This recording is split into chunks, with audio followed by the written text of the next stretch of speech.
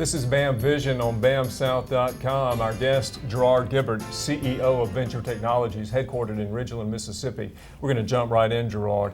A lot of people keep up with you on Facebook, your comments. You have talked about and written about for us the advent, or I suppose I should say the dominance of IT in the modern marketplace.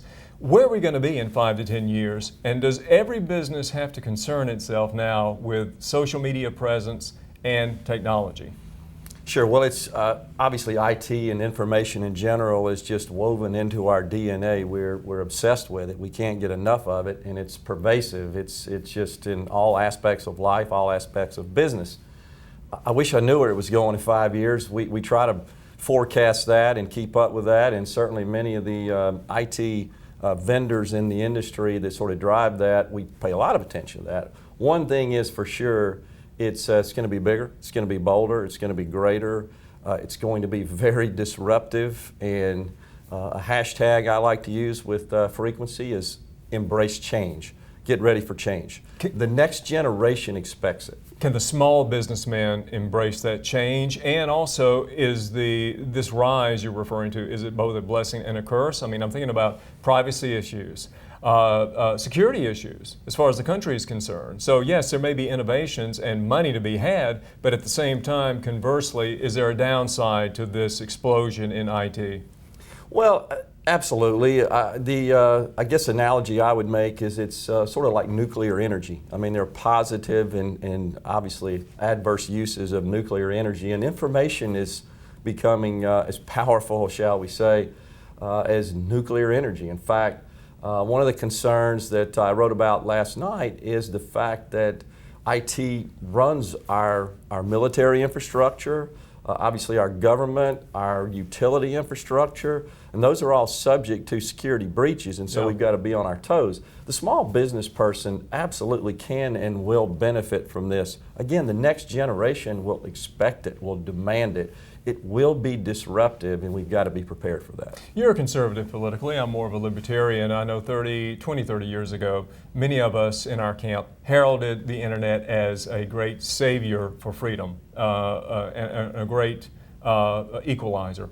Has it turned into that, or do you think it's become more of a Orwellian Big Brother mechanism in the hands of those that maybe shouldn't have their hands in IT? That's always a concern. Privacy and the ubiquity of digital information certainly makes it more readily available to those who might use it for inappropriate and illegitimate uses. But, you know, the benefits are so great, I think that it offsets that risk. The key is to utilize and implement and maintain solid cybersecurity technology to protect as much as we can that data. We're always concerned about government, and government being that big brother. The reality is most of our information is already in the hands of the government in a digital form. I think the issue is that we just don't trust government. I don't really so much have a concern with the fact that government has, maintains, possesses, can access this information. It's just that lack of trust, I think we all feel, that what are they going to do with my data? Reality is they really don't care about your data. Listen, in the remaining time we've got left in this first segment of the interview, I think when you talked about innovation, you're referring to creative destruction.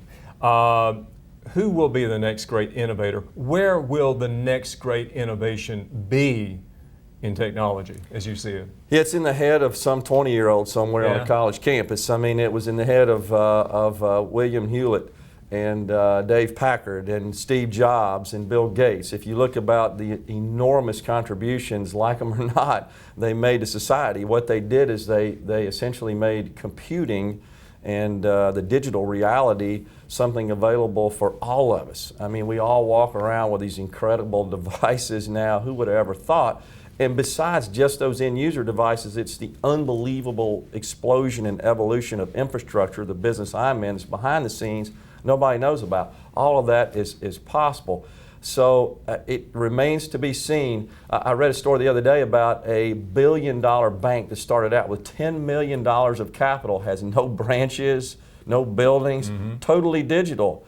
All the banking activities we're accustomed to can actually be done from our mobile devices.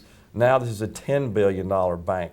So started out with $10 million of capital formation. That's disruptive. That's what Jamie Dimon, the CEO of Citibank, is concerned about. When we come back, let's talk about regulation, and I'm going to ask you to handicap the 2016 presidential race. This is BAM Vision on BAMSouth.com.